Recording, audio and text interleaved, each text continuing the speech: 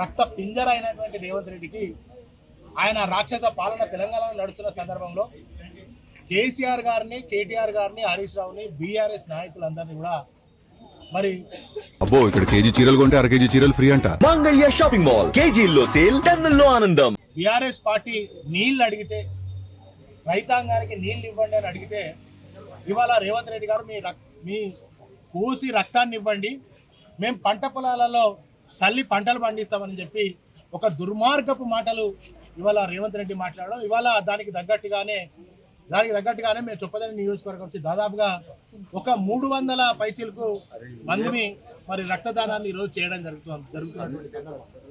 మరి ఇది రేవంత్ రెడ్డి గారు ఆయన ప్రచారంలో కానీ మొన్న కూడా భద్రాచలం, ఖమ్మం జిల్లా పోయి భద్రాచల శ్రీరాముడి మీద ఆనా అని అన్నాడు. అంతకుముందు ఎలక్షన్లలో కూడా రాజరాజేశ్వర స్వామి మీద, కొండగట్ట అంజన్న మీద, ధర్మపురి లక్ష్మీనరసింహ స్వామి మీద ఆనా అన్నాడు. ఆయన ఆనా అని ఇవాళ తెలంగాణలో వానం లేకుండా చేసిండు దరిద్రుడు, దుర్మార్గుడు.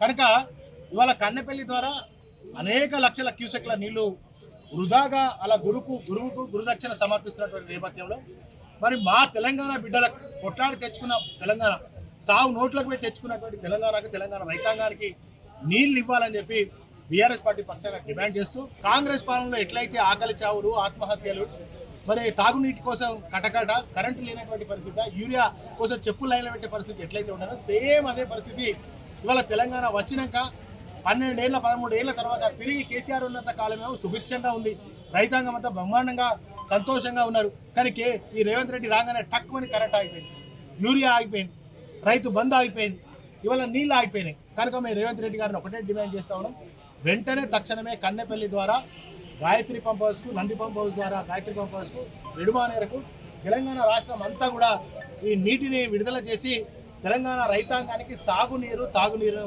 వెంటనే అందించాలని చెప్పి బీఆర్ఎస్ పార్టీ డిమాండ్ చేస్తూ ఉంది. అంతేకాకుండా నేను ఓడిపోయిన తెల్లారి ప్రెస్ మిత్రులందరితో మాట్లాడినా, మీరు అందరూ కూడా ఆ రోజు ఉన్నారు. ఆ రోజుగా కేసీఆర్ గారు తెలంగాణ ఎలా ఉంటుందని నేను భావోద్వేగానికి గురై ఆ రోజు ఏడ్చినటువంటి సందర్భం.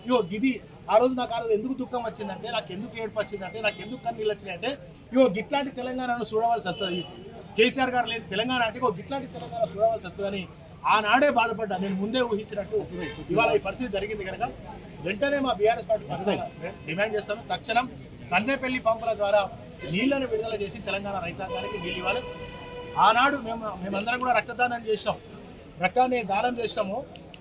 మా ప్రాణాలను సైతం తెలంగాణ ప్రాంత ప్రయోజనాల కోసం, తెలంగాణ రైతాంగం కోసం ప్రాణాలను అర్పిస్తాం. కానీ తెలంగాణ రైతాంగం నీళ్ళను సాధించేదాకా రేవంత్ రెడ్డి ఖబర్దాన్ని వదిలిపెట్టే పరిస్థితి ఉంటుందని చెప్పి